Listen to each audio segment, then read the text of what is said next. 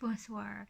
Hey, do you remember when I did 25 books at 25 and then didn't read any of them?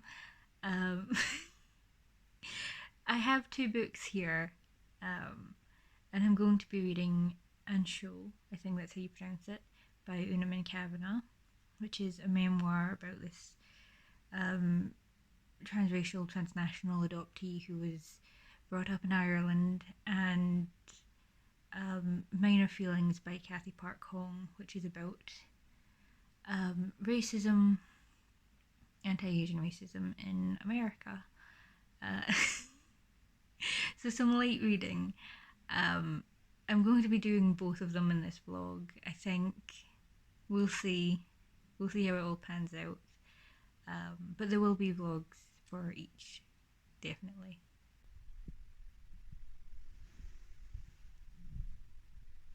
So firstly, I really like these parts. It's been over a day and I'm still very, very near the beginning. Less than 20 pages in, she's just met her mother for the first time. So far, it's been like documenting her mother's decision to adopt and her journey there. It's really lovely, her writing. Really easy to read. I'm finding it quite raw. If you haven't watched my 25 at 25, I don't recommend that you do it, it's a mess. I said my reasons for wanting to read this were because, you know, she is an Asian adoptee, grew up in Ireland. I think her first language was Gaelic. And I am an Asian adoptee in Scotland, but my household has the Scottish cringe, so we didn't speak Scots. Well, we did a little bit, but it was mostly derided as slang. I haven't learned Gaelic, though I would like to. I'd like to speak both. And I guess, like, I have never been able to be comfortable speaking either of those. It always felt like trying too hard or being an imposter, and I kind of wanted to see an example of someone who is in like a similar situation, very, very broadly similar, but is comfortable with it. So, like, it's not, when I say it's raw, I don't mean like it's painful or uncomfortable or anything. It's just a strange feeling. Also, I'm glad she mentioned the shadier side of the adoption industry. That is something that I feel like a lot of people either still don't know or overlook. So just like even a passing mention always kind of makes me happy. Of all the parts of this book, I honestly didn't expect it to be her relationship with her grandfather.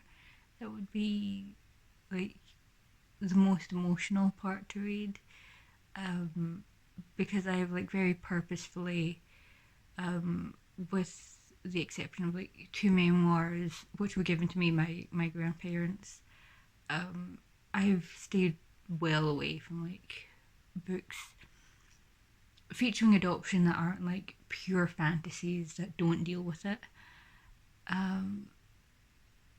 So this is new. I think also we were supposed to go to Gran and Papa's today and we didn't, and I don't think that's helping. But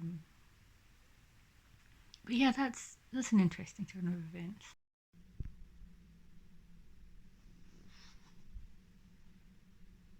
So as a quick update, I am 36% through now, and I was looking through my notes from this because I was partially joking and partially not. This is probably something that I'm going to have to bring up with my therapist. There was a really funny bit earlier when she was in a pram and someone asked her granddad what he was going to do when she grew up and started speaking Vietnamese, and it just kind of reminded me of, I was too old to be this ignorant, but I do remember at one point turning around and asking my mum when I was going to get a Chinese accent, and having to be told that's not how it works. Um, but I do remember that very keenly. I think it's because the few people who were on TV did tend to have accents. I played them up, and it's an interesting thing to think about. Um, it is remaining a very easy read, apart from um, discussions of grief being what they are. I am glad that she knew she wanted to go into media, which is where we're at currently. But it is always a little heartbreaking when I see discussions of like, you can be the change in the world, you can make it more diverse. It reminds me of this Tumblr comic. It was like, how wonderful that you get to be this, get to save the world, how terrible that no one was there to save you. And I do also know that was for a more serious subject than this, but it just. Mm.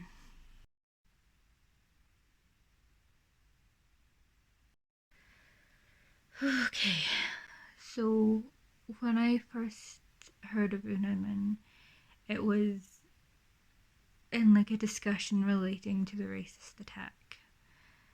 And so I knew it was going to be covered in the book. I have been dreading it all the same. It is partly why I picked it up, but I've been dreading it all the same. And reading it was like tensing up as if I were preparing for a physical blow. I haven't suffered racism as extreme as that, but the tension is there.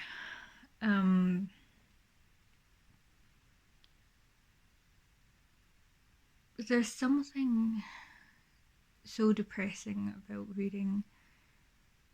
I mean, she pursued restorative justice, and I'm glad that she got something out of that. And I'm glad that her discussions of it and drawing attention to it and became something positive for her. But I also just like with the Black Lives Matter protests, it feels like I can't speak to the Irish media landscape, but it feels like with the BBC and all that we haven't moved on at all. And that's really depressing. I know things have aged better in some ways, but it feels like we're stuck in so many others.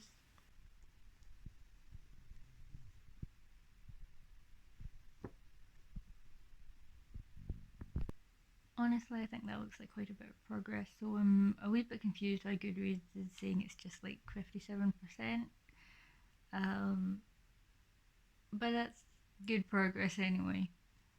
So, something which hadn't struck me at the time, but which struck me today, is that Unaman talks about that dreaded question, where are you from? No, where are you really from? And it struck me today because someone made a post about how in Europe, and I do realise that European Union things are not as they were, um, that racism here and racism in the States are different. And yes, they are, but the the main thrust or the main example of that argument was the "where are you from" question, um, saying that it's not racist over here, and like I immediately thought back to Unaman talking about that, especially in like settings like taxis, and also just because it was I saw it because it was reblogged by like Brits and specifically a Scottish person, and I'm like, that is a really shitty example because that absolutely happens here. Um, so I feel like that was just a really shitty thing to see today, and because it does relate back to the book, I just wanted to say, because I did feel, like, oh, is this just a thing that I know? It's not. Una Min has also talked about it. Yeah, it's a really shitty thing to say that doesn't happen here, because it does. I know that Ireland and Scotland aren't the same, but it feels really good to not feel like I was insane. No, her passion for language is really infectious, and it really makes me want to pick up my French seriously again.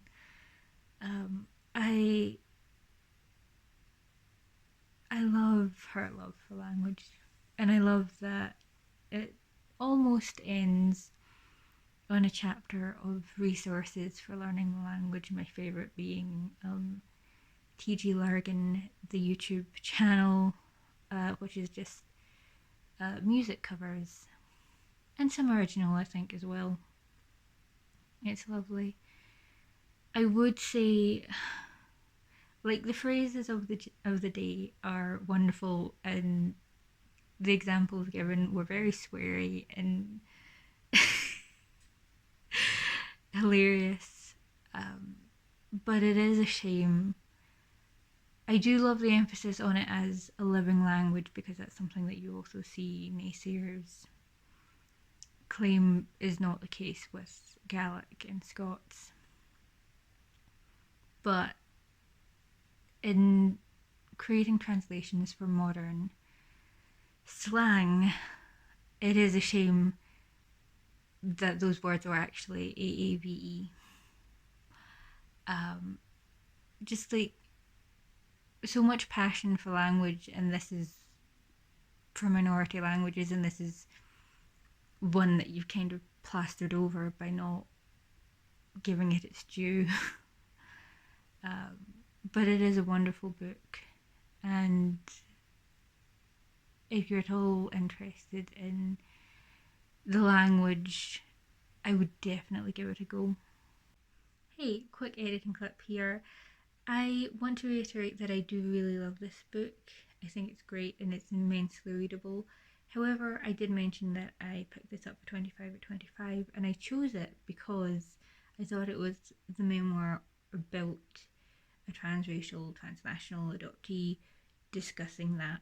And it does discuss that, but the main thrust of the book is both her love for her granddad and her love for her language, and those are great. But if you are specifically looking for a memoir dealing with adoption, this is going to give you some things, but it's probably not, like, it probably shouldn't be the top of your list. Two of the other books on my 25 at 25 are Bitterroot, a Salish memoir of transracial adoption, and Older Sister, not necessarily related. And I think by the titles, their focus is more on the adoption aspect. Anyway, thanks for watching. Bye.